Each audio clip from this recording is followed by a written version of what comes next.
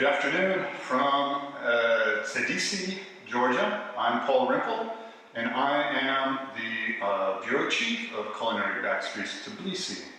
Culinary Backstreets is a global guide to local eats. We do tours, food tours, culinary tours, and trips in major food capitals around the world. And I'd also like to welcome you to a new episode of Pantry Raid. And Pantry Raid is where we invite people to different cities around the world to learn about the staples of local pantries. And today we're going to talk about wine. Wine, which has sustained Georgia for millennia. And one of my favorite winemakers in this country is sitting right next to me. His name is Andro Barnovi. Hello. And we're here in Tbilisi. This is in the heart of the winemaking region of Kartli in Georgia. And I'd like to let Andro maybe tell us a little bit more about this region and its significance in winemaking in Georgia. With pleasure. Well, first of all, it's a pleasure to have you here, Paul. It's always a pleasure to have friends in my cellar, and especially you. We have years-long relations, and I'm really glad to have you here. I want to welcome the audience, the online audience, and yes, of course, I'll try to tell you everything I can, and everything I know, if I have time. So, talking about the region, this is the central part of the country. Kartli, Shida Kartli is also the historical and political center of this country, and the wine rights and the grape rights, let's say, is the richest region of the varieties. Okay, we have of course Kahet, it's over 80 varieties there. We have Raja over 50. We have Imereti over 70 or something, and so on. I mean, and Kartli is over 100. I mean, it's the richest in this terms. Well, of course, I cannot say that we have the best wines here or something, because all Georgian regions that have their own niches and their own excellent wines. For example, Raja has sweets or semi-sweets, and Kahet has this, very dry, very heavy, tannin, full-body wines. Kartli, a little bit similar to Imereti in that terms, is lighter. Although the acidity is higher in Imereti, and in Kartli is a little bit lower, so it's still acid, still quite high, not very high, let's say.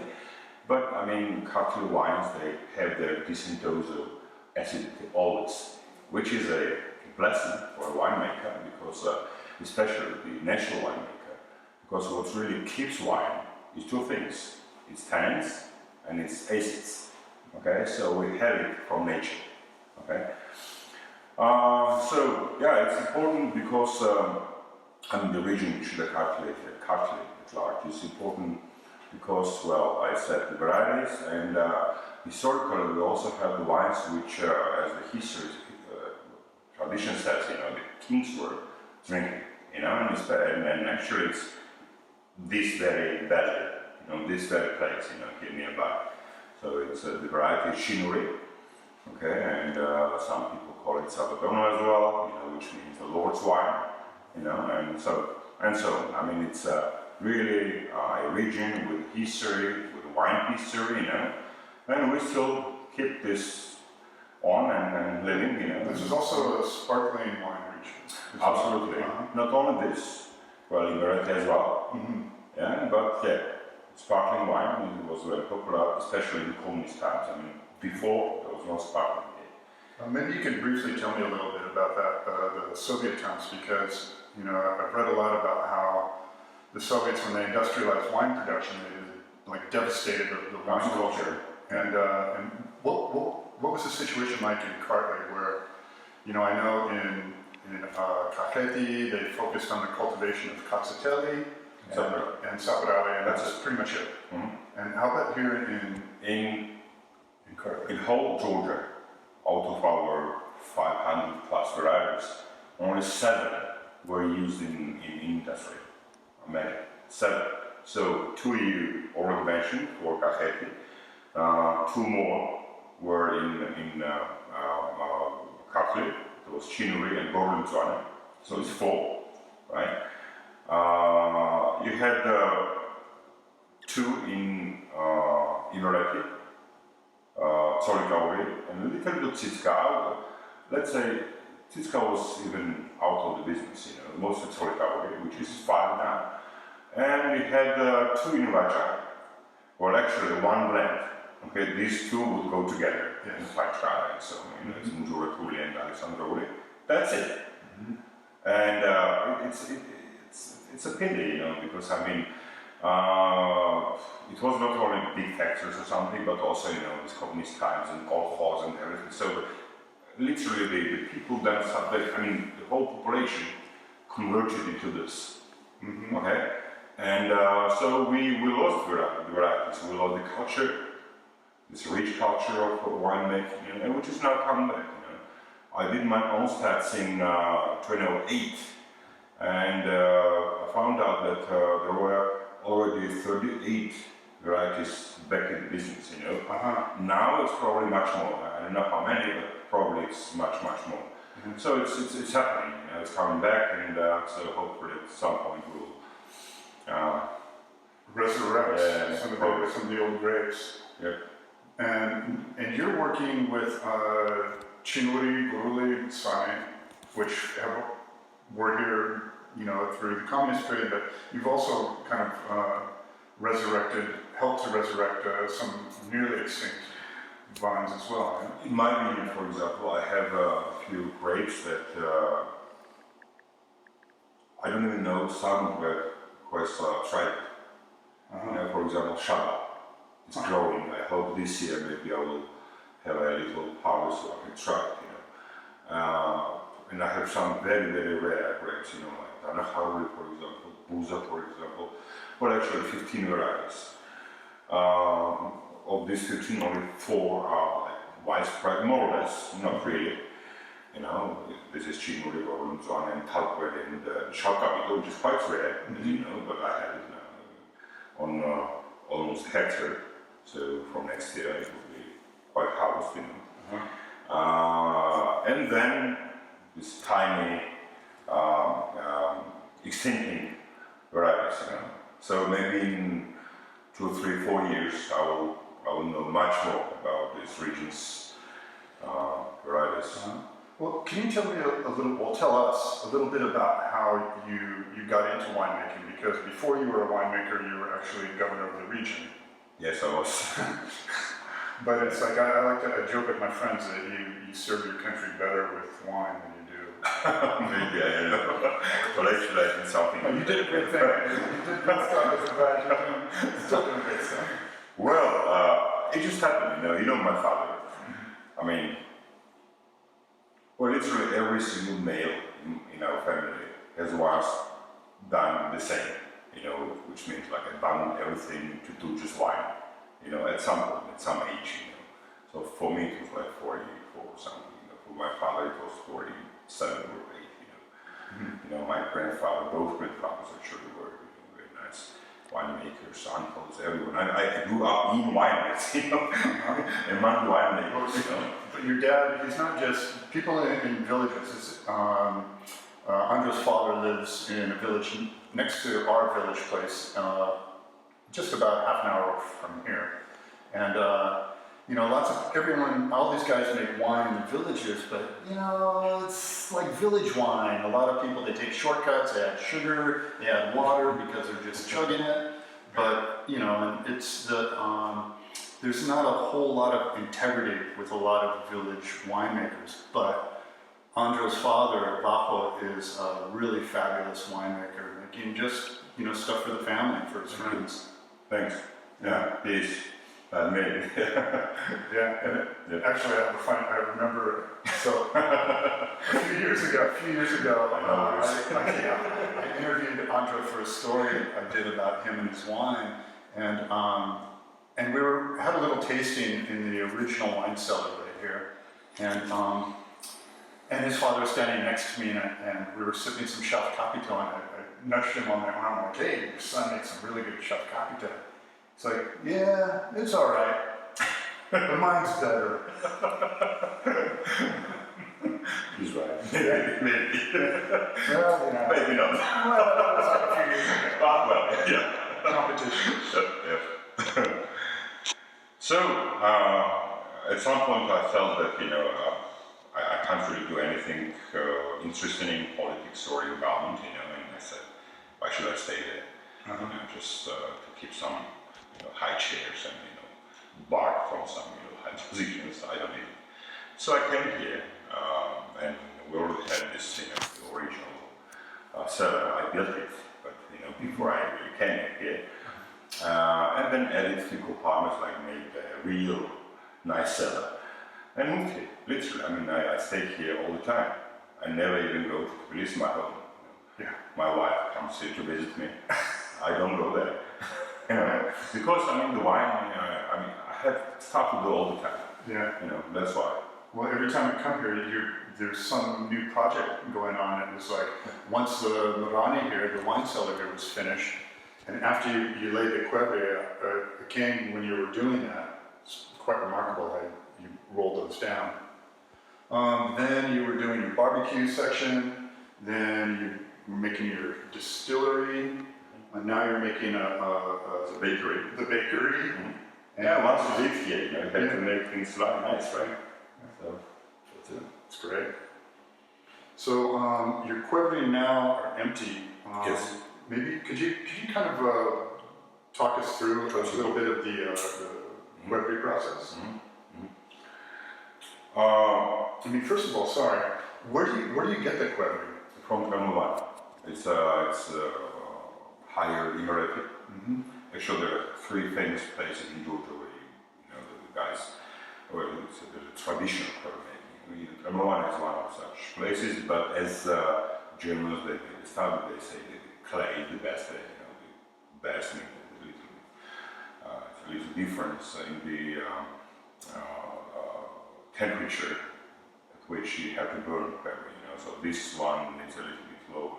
Lower means like 30 degrees lower. So this one is like 1,100, like 1,100. Say the one in Kaheti may need like 1,130 or something like that. So not a big difference really. But yeah, we got it from one. Okay. Okay, to talk about quevre, we have to mention the difference between the cellars also. Because it's not only quevre but also the cellar, meaning how deep the cellar is. Okay, for example, in this one, which is about 1.8 meter deep cellar from the ground level, it's the best to make wine initially, to ferment wine and to keep it for a few months, like 8-9 months. Okay, because then when it's already like April or early May or something, and the temperatures are rising, and the temperatures are rising in the soil as well, and they influence the temperature of the wine in the quevre, so we don't need to keep it here anymore. Okay. While if you want to keep wine or age your wine in quevre, you need to have a really, really deep cellar. Okay, like 6, 7, 8 meters deep. Okay, to guarantee the temperatures there. So for this purpose, I don't have such compartment, but we do have a 6 meter deep room, but with stainless steel containers and old oak barrels. I especially stress old because it does matter. Old barrels, not the new ones. I will get there. So we have everything for the all different phases of the wine's development. But for quevre, we have this cellar, which is less than 2 meters deep. So we ferment wine here.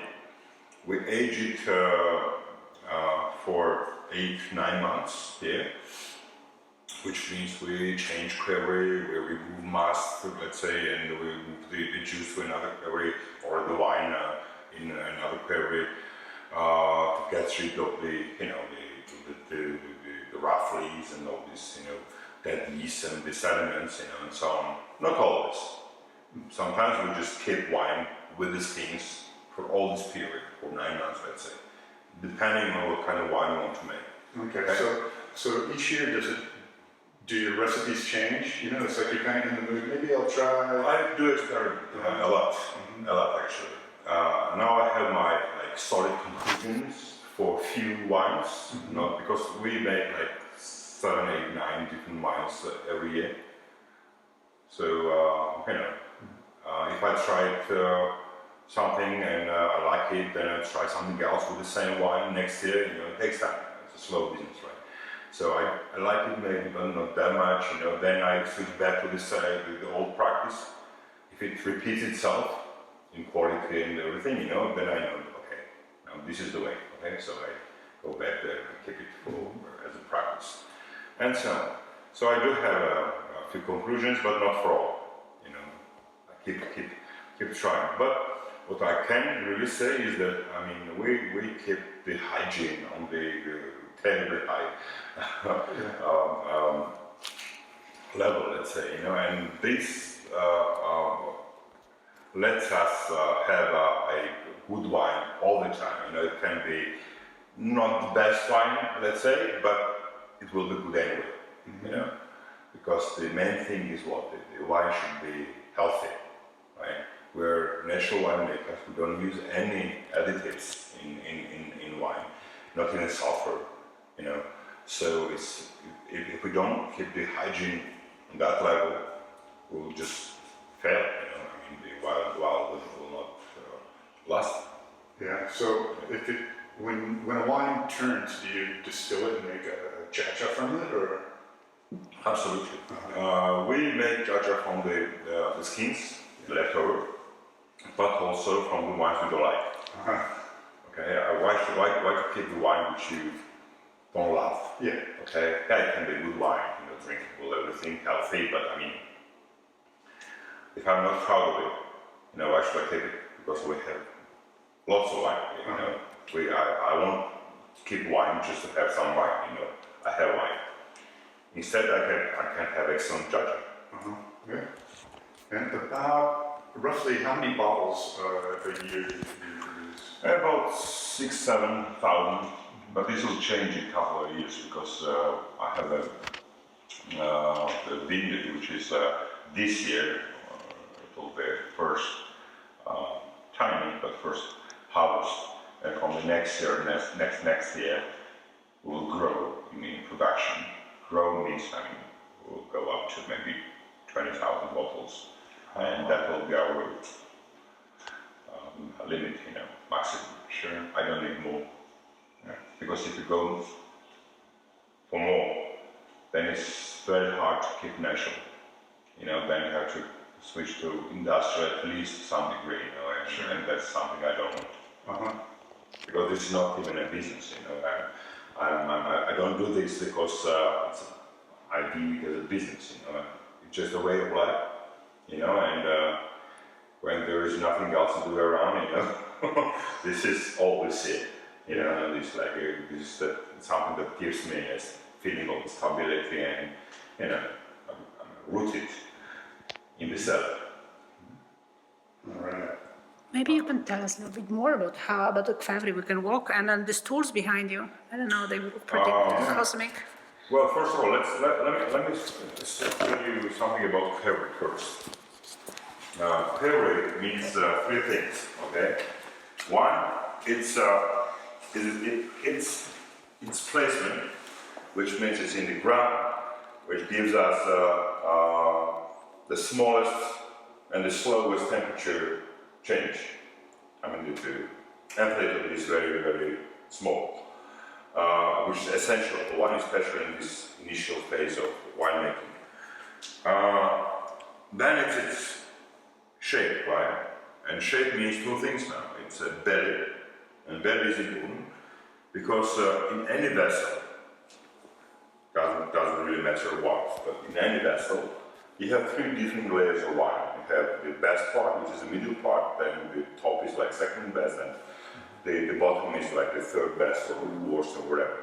So in this belly thing, the middle part increases in a big way. It's shaped like a teardrop. Yeah.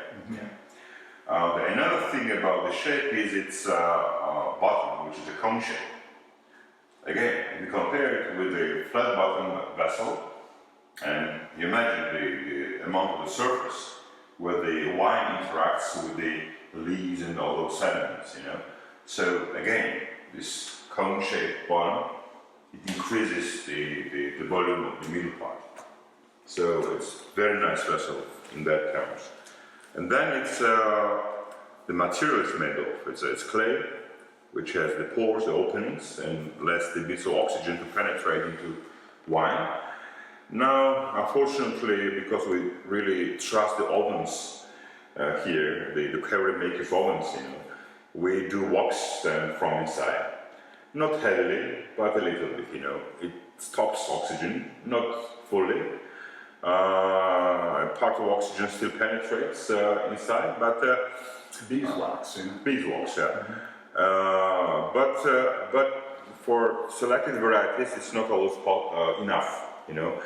When I move the wine out from quarry after 9 months, let's say, sometimes, not all the wines, but sometimes for some wines, I understand that the level of the micro-oxidation was not enough here. Okay, so in this case, I use the old barrels, but the old barrels. Why old? Because in the old ones, all this oak has gone. Okay, all this, this vanilla, the flavors, and this, you know, the chocolates and everything, you know, it's gone. Maybe not fully, maybe there is like 0.1% still there, but I mean, it's gone for good, you know. So I used barrels, these old barrels, for additional micro-oxidation in the wines that I deemed necessary, you know. The process is like this. We keep wine here again for 9 months. So out of this 1 year, maybe some of the wines will spend a month or two in old casks, old casks, then back in stainless, okay? This is a new thing. This is new this year, right? Yeah. I just brought them from Burgundy. So this French oak. It's a nice company, nice cask. I'm quite satisfied. And so after this 1 year and 9 months, let's say, we move it again in another compartment. We'll see it later, I hope, for the pre-bottling phase, let's say. They stay there for 2 or 3 months. Settle, you know, then we bottle it. We bottle it, but we don't sell it right away. We keep watching. Watching means like we drink it, we give it to the friends who we know they travel somewhere, you know, or we sell it, but we ask for feedback because we want that, you know, okay, it's a fresh wine, and we don't bottle it all initially. We change, you know, and if they change only for better. Because wines they of course, not all, but part. Yeah. We keep our own collection as well. I'm curious. You can see some in the room, the red room. In the red room, yes. Yeah. So otherwise, I can show something, of course. I mean, these quarries. Probably, you see, we have 33. Quarries of different size and sizes, these different sizes, it does matter because when you move wine from one after fermentation, for example, in another vessel, then again in another one you need a smaller one, then again the smaller one, and so on. So we have all the sizes, the sets. I have 9 sets here, which means I can make 9 different wines simultaneously in this cellar. You know? And this is the storage room, which I mentioned. Unfortunately, we cannot go down because there is no instant coverage. Well, you can see that we have these old casks, we have this stainless container, so everything we need. And this actually, this is the ozone generator. It doesn't look nice maybe, but believe me, it's a very important device in this cellar, you know. It helps me purify quarry. We ozonize water and then we wash quarry with ozonized water, but also purify air in the cellar. You think about this, you have been here many times. Have you ever felt any smell in the cellar? Yeah, no, it doesn't even smell like a wine cellar. No, because of this guy. Because maybe once a month or so, maybe once Yeah, probably in 1 month, once a month. I switched on, leave it for an hour or so, you know, and that's it. That's my guarantee for the hygiene everywhere, you know. And so, yeah, so it makes cleaning a lot easier because otherwise you have Yeah, although the the cherry bark. yeah. I still use some of them, not everything, but of course, since I got ozone, it got much easier for me to keep the stuff clean. This is the scraper, for example. It's very old, very traditional device. And the one with the long handle is for the short query, where you kind of go in. You have to work from like upside down like this, right? And the same guys here with short handles here. It's for big queries, where you go inside and work there. It's the cherry bark. It's a wild cherry bark. You don't really need to kill the tree to have this, you know, you simply cut it out, and in a few months you have the new one, so no problem. So it's a wild cherry, it's very durable. I've tried few synthetic stuff like brushes, you know, previously they don't work. They worn out in like every second query, after every second query, you have to replace it. You know, but this one, it can last like 2-3 years with no problem. So really, really durable. And also something about the antiseptic. Yeah, They say, or is it just a legend? I don't know. I mean, they say yes, but I mean, I never rely on this only. Sure. You know. Which, explains why your wine's so healthy. Yeah, I mean, if you want to be natural winemaker, the main thing you have to do is to keep the hygiene, you know. Then of course, I mean, not only this, but this is like essential. You know, you start with this, all right? Then of course, you have to learn the terroirs if you want to be now not only natural, but a good natural winemaker, right? You have to know the terroirs, because every variety may need a very special approach in every different terroir, let's say. You know, for example, in this terroir, let's say Chinuri can go like this, and then in some other terroir like that, and I mean, and for example, in here I may want to have a full skin contact for Chinuri, somewhere else like only 10% maybe, or 0. I never do 0, but I mean in theory it's possible. Yeah, some people are. Yes, yeah, it's not bad actually. It's very light, you know. Sure. So yeah. Then of course the sugar levels they differ, and what is very important, the yeasts they differ. The collection of the yeast you get from nature, the wild yeast, because we never use this cultural yeast, let's say, the artificially kept the yeast, right?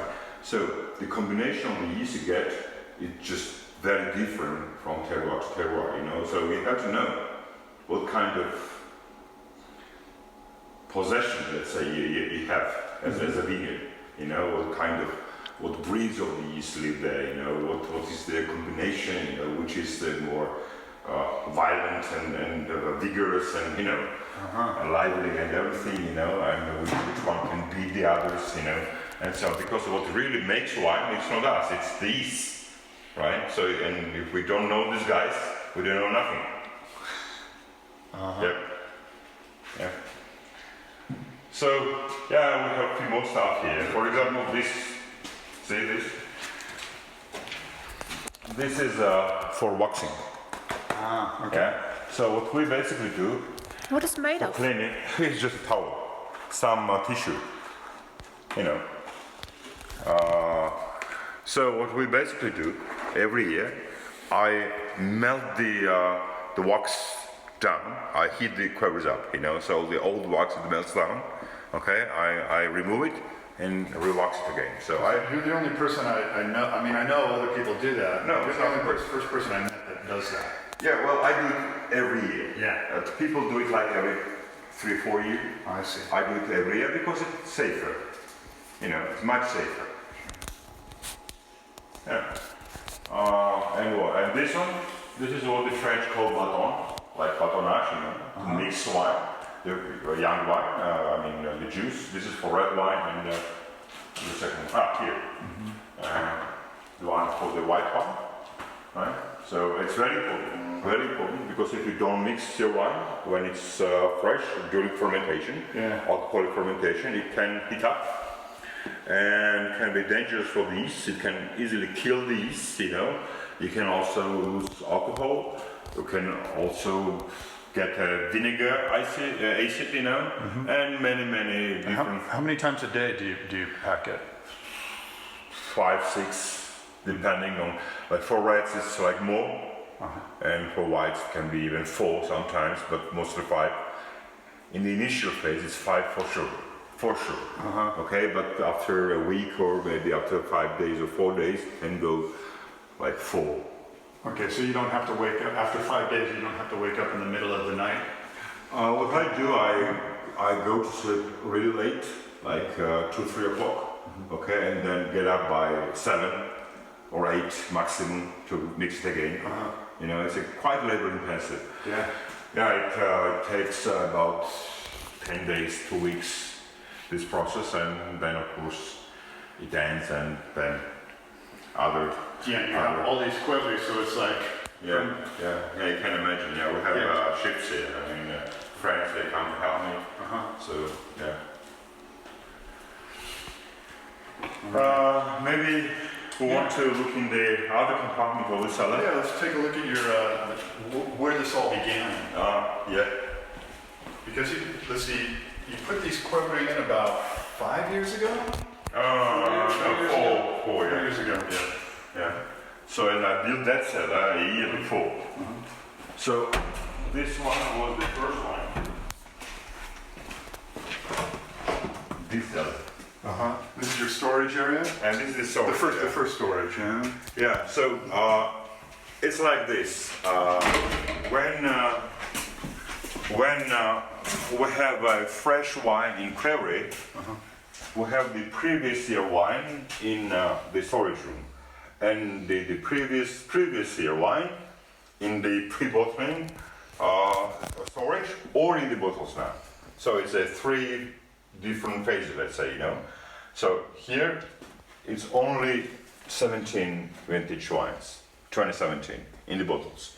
Okay. Now I have prepared these new bottles, fresh bottles, for the 18.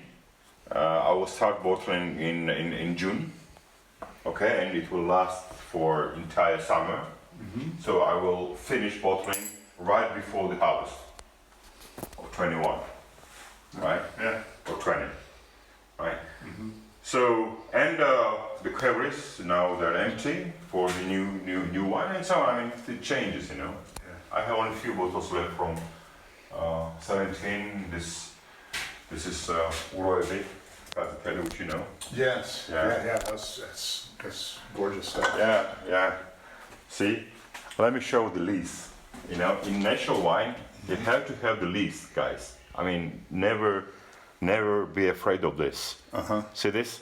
Unfiltered. Yeah, because it's unfiltered. Yeah, but if you leave it for a few seconds, not seconds, okay, let's say 2 minutes, okay. All these lees, this is fine lees. We have 2 different kinds of the lees. You have rough lees, which are dangerous. They rot easily. They spoil the wine, you know. But after 2, 3 rackings, these rough lees, they're gone. Okay.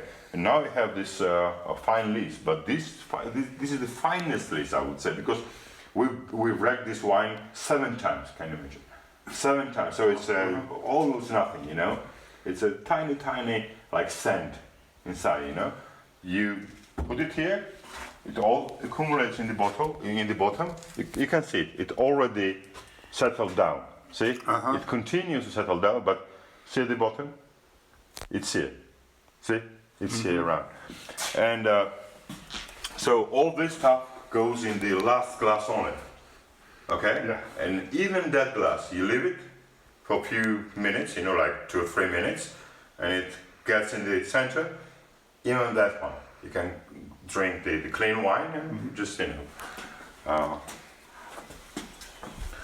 discard the few drops. Yeah, or hand it to the mini keeper. Yeah, why not? Yeah. So this is this one, yeah, and yeah, this is our history here, you know. This shop from 2013 Yeah. Well, okay, I don't even know Yeah. if these wines are. I don't try them now. You know, they're very old. But, see, for example, see, Tbilisi, it's very dirty, but somewhere it should stay the here. It's almost unreadable. 2013. Yeah. So this is our first vintage. Oh, Yeah. So I just kept few bottles from each vintage. Now I keep like a few hundreds from each, you know. But that's how we started. So let's see that one. So this is our first cellar, let's say. We started. yeah. I started winemaking here. Now I use this compartment for, as I said, the pre-bottling phase. Okay, so this is the final place where the wines come before bottling. I brought it here in it was 2nd and 3rd of April. These 2 days we were to bring the wine up and bring it here. So it will stay till June, and then according to the level of readiness of each wine, I will start to bottle them. Yeah. So all the bottling, corking, everything it happens here by this table. You see, it's quite messy, but well, it's a working place. Yeah. Yeah. We are very slow in bottling, you know. Yeah, this is the corks I ordered directly in Portugal. I know about here for Yeah, and I've heard that there's been a cork problem because of the pandemic, that a lot of people haven't been able to order corks, bottle shortages. I did it early. Yeah. I did it in February, so I have my reserve. So you're quite safe. You beat the corona. Yeah. Has the pandemic had any influence on your work? Yeah, I had more time because the tourists they're not coming. Yeah. And I had few stuff to do, which I would postpone for years, you know, because I had no time for. And now I found this, time for it. So you've been making the yeah, best absolutely. use out of this Absolutely. project. Yeah, I didn't have a day off during this pandemic period. You know, everyone took the rest or something, but not me. Yeah, no binge watching on Netflix. No. Yeah. So I can say it's like 1, 2, 3, 4, 5, 6, 7, and one more from 18 is down there. So I didn't bring it up. So what do you have going on here? What's being stored? Well, this is Saparali from Kashmir. It's a tiny vineyard, the vineyard which we manage. It's excellent vineyard and excellent wines normally every year. It's very nice wine, you know. This is Shida Kartli. This is the one you drink now. It's a blend, but it's very old traditional blend. It's not actually. It's a juice from white grapes from Chile, and this juice is fermented on the skins of Tbilisi, which is over here. Yeah, Tbilisi, which is red grapes. So it's basically the red juice, the white juice on red skins. Okay, and you get a kind of a rosette. Yeah. Nice color, huh? Yeah. Yeah, I love it.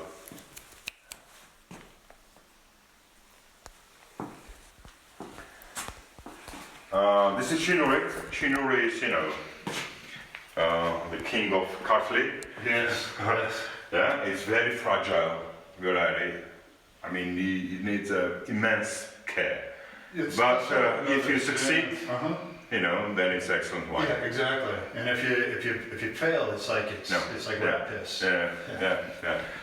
I mean, you cannot. You can, but I mean, you don't really want to try Chinuri if it's younger than 2 years. Okay. I mean, it can be nice wine, everything, but I mean, it won't show you itself. I see. After 2 years, and especially after 3 winters, which is 2.5 years, it gets into maturity, and then it's real wine.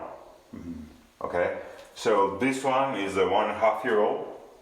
Okay, I will bottle it in 2 months maybe. Okay, but we'll keep it bottled for another like 8-9 months Okay. in the cellar, because it needs this period. it does need it, you know. So it's a good boy. Yeah. This is again Katsipeli already, but we did it in. I mean, from the same query, I took 2 portions. So it says volume to epilogue, which means it's the lowest part. You can try it. It's, by the way, very, very interesting wine, you know. And the first volume, let's say, I no longer call them fractions. Okay. I call them volumes, like in the books, you know, because I mean, you have to really read it somehow, you know, because they're different. They're all good, but different, you know. So better to call it volume. So the first one, it's in the oak barrels. Ah, that should be interesting. Well, like this, like this. This is different wine, but well, still. I have only this size of the barrels, only this. 225 liters each. It's a good size. It's fast, and I will never leave wine here for longer than 2 months because it's small and very fast, you know.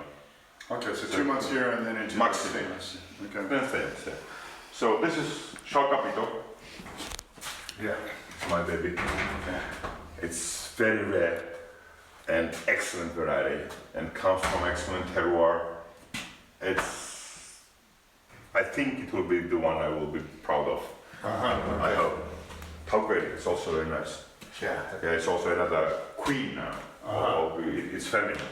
You know, Tbilisi is unisex, let's say. You know, it has. But is there in Georgian? Is there kind of like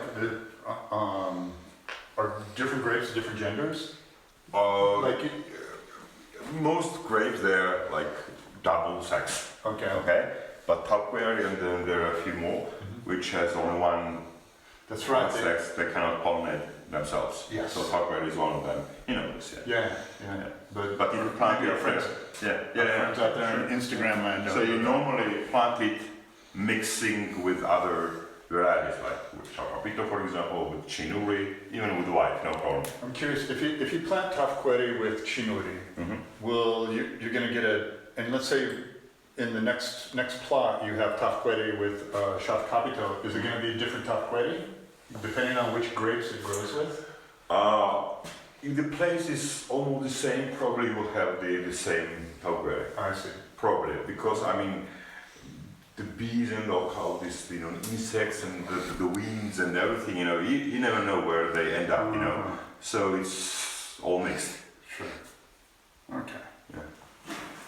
And this is just a leftover of the first volume of that one. You know, this one has not been in the oak barrel. I use this to refill the barrel.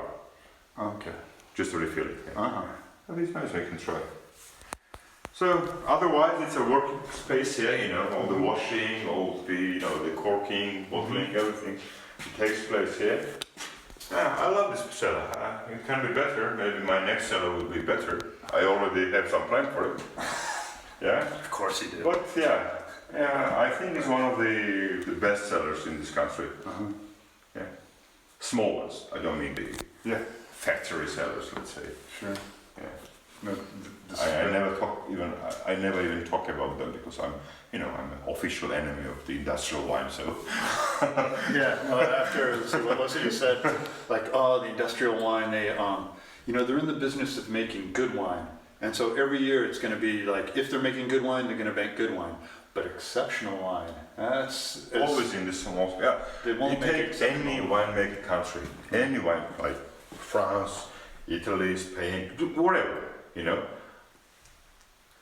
it were always the small producers, the tiny producers, which made the fame for those countries. You know, the same will happen here. This big industry will never make the sense of quality. You know. Yeah. Our wines maybe need more care, and they're not always that safe. You know, for us, we may lose some and so on, but when we succeed. Yeah, we do it. You know, we really make some nice wines. Yeah. All right. Let's have a taste. Yes, let's taste some wines now. Yeah, my glass is getting empty here.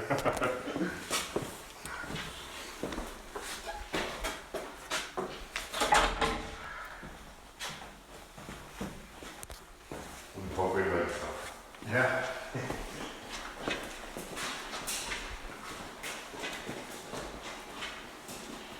Yeah, I really noticed that you can, when you see a person's marani and see how clean it is, it makes all the difference. I've been in some maranis that are just a total mess. I mean, yeah. Yeah, it happens sometimes. You know. But what's remarkable is sometimes it'll be like just the dirtiest marani, and somehow they make some gorgeous wine. It happens also. Yeah. Yeah. If you. It also depends on where the cellar is built. Mm-hmm. You know, for example, imagine it has a soil around which is rich of limestone. Okay.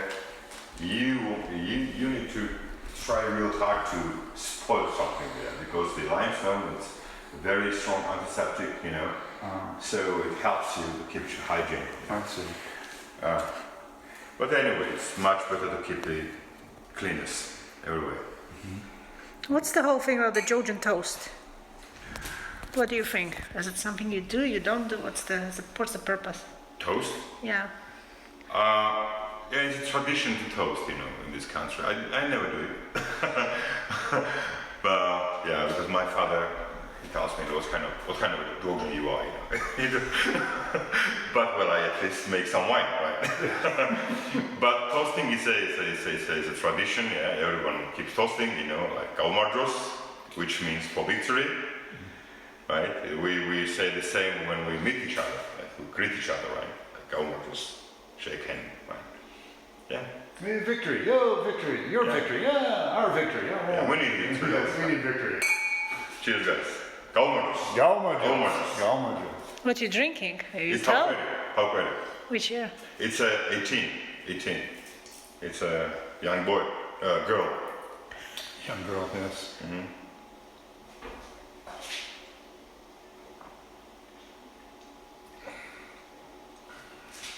Mm-hmm.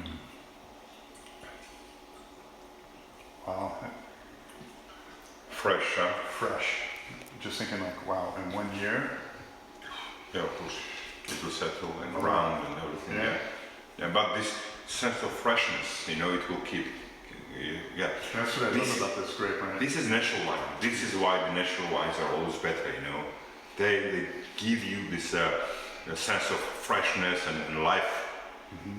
And so it's a living wine. Yeah. Cheers for you. Cheers.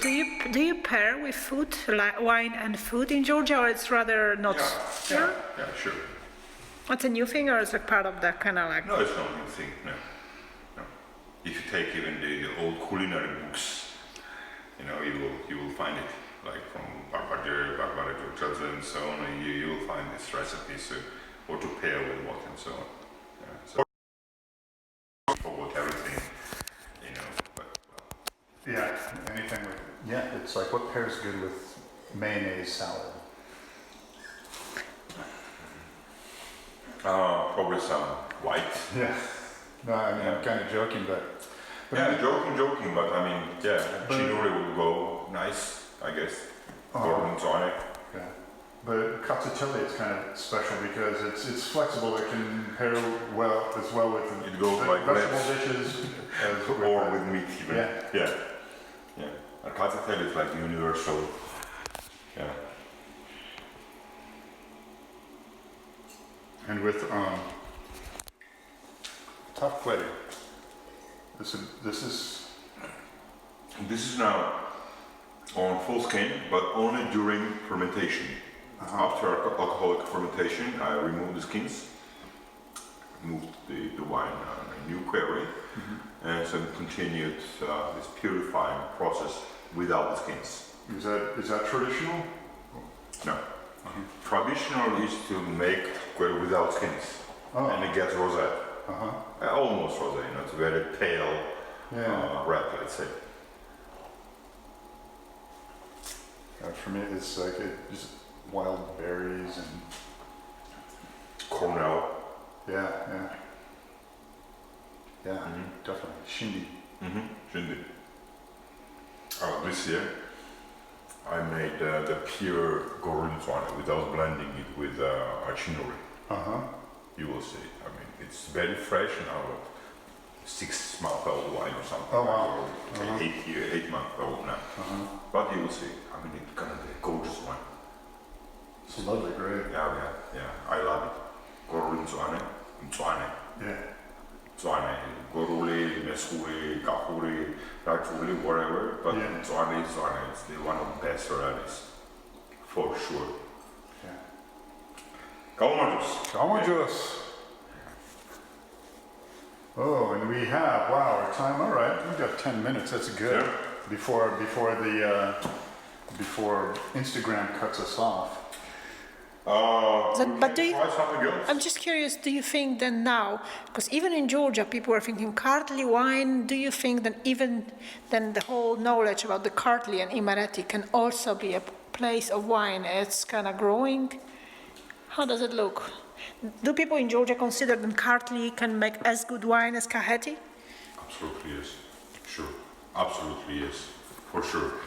But it was not like that before. Look, in communist times, they made Kartli a fruit county, let's say, and if you wander around, you would see abandoned ancient cellars, but no vineyards, but extinct. Yes. Yeah. And now it's coming back, and if you look at, history books and everything, Kartli wine was one of the best, without any doubts. It's different from Kaheti. I mean, I don't think that there is any competition between, let's say, Kartli and Kaheti, because they have their own niche. Yeah. If you like heavy wines, like very strong body, and so on, it's Kaheti. If you like more European type, okay, like lighter, but very rich in flavor and very intense on palate and long lasting everything, it's Kartli. If you want like a little bit more sour doesn't mean like really sour, but with higher acidity, but very rich in flavor, like Solikaur, for example. Yeah. I mean, you cannot imagine the grapes with more, with richer flavor than Solikaur is. The field flowers, it's incredible. Yeah. So it's Imereti, Tsitska the same, If you like semi-sweets or so on, it's Raja and Lechumi actually. Tbilisi, for example, is Lechumi, right? And now, as you know, the southern Georgia, which is actually home to all Georgian grapes and humans, Yeah. it's coming back as winemaking region, and they also have excellent varieties, like Chitistvala, and they also have Mesuri Zwane. Which is excellent, really excellent. It's Zuzu and so on, very strange names, but they're delicious, really delicious. Yeah, and some of our friends, they make great wines there. Yeah, so all Georgian regions, they have their niche places, let's say, as winemaking places, Yeah, Kaheti is considered to be more conventional, let's say, because in communist times it was a grape county. Yeah. Okay, but Kartli is also very, the big chunk of, let's say, wine culture is in Kartli. Yes. Yeah. This to me seems like even though it's in the center of the country, the center of Georgia, and Shida Kartli, inner Georgia. The center of center. Yeah, the center of the center. It still seems to be somehow overlooked by visitors and let's say the tourist industry when there was a tourist industry. People would go to Gori because of the Stalin Museum. Who drink the Huanchkara Rachen wine? Yeah. Unfortunately. Yeah. The big attraction. Upletiche, and that was kind of it. Nobody really bothered to explore Ateni around the corner is gorgeous, the monastery there, the church there. Yeah. so many hidden nooks and crannies around here that's just so... Kartli is full of everything, really. It took me a couple of years to take around and see whatever I want to see, you know, and to make sure that I don't only hear about things, but I have actually seen the things, I know the potential, you know. Kartli has huge potential, huge. The only reason why, you know, the Kartli became the #1 wine destination, well, maybe there are two reasons. One is the Kartli and Sapel, which are, you know, the very strong, very vigorous varieties, and because it was a, you know, the communist-made wine country, so it was ready. Yeah. In a way, nothing was ready, but I mean, in a way, you know. But it's also like gorgeous as hell. Oh yeah, You know. oh yeah, absolutely. You saw my wines. Yeah. I do have Kartli, I do have Saperavi, because I love these varieties. You know, even though it's Kartli, but I still have them. You know, because I do love them. But as I say, we have no lesser interesting wines here. So I guess we're wrapping up Yeah, now. as we're So wrapping up, I'd last just like to words. say, Okay, then I will have some wine. We'll say, have some you know, wine. Absolutely, I will have Talquetti, which is very Kartlian, very Kartlian, very nice girl. I want to thank you so much for hosting us here. I look forward to bringing people in person, not just like in the virtual world, but to bring them here to visit you, taste your gorgeous wine, to you know, relax in your beautiful yard, taste some of your gorgeous food. I want to say thank you, Gargi Majos. I want to tell everybody out there, thank you very much for tuning in to another episode of Pantry Raid. If you're interested in, if you have any questions about Culinary Backstreets, about future tours, info@culinarybackstreets.com. Drop us a line, we'll get right back to you. We want to thank you all. Gargi Majut. Gargi Majot. Abara. Abara. Cheers, guys. Cheers. Agumos. And thank you, Stephen. Very much, thank you.